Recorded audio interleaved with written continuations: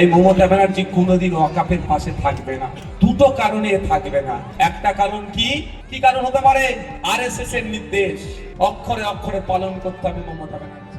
আর দ্বিতীয়, মমতা ব্যানার্জির ক্যাবিনেটের মন্ত্রী, মমতা ব্যানার্জি যেখানে বসে তার পাশে যে মন্ত্রীরা বসে থাকে, আশপাশের মন্ত্রীরা ওয়াকাফ চুরি করে রেখে দিয়েছে।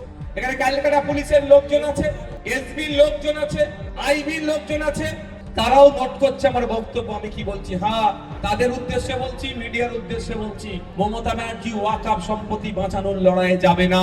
কারণ ওয়াকাফ সম্পত্তি বাঁচানোর যদি সত্যিকারের অর্থে লড়াইয়ে যেত, তাহলে মমতা ব্যানার্জি আগে বলতো কাকে? একটা কি আছে গো, একটা ডক্টর আছে না, ওই হেকিম নাকি মানে গো, বুঝতে পারছো কার নাম বলছি? হ্যাঁ, মেডিকেলের ভাষায় কি বলে?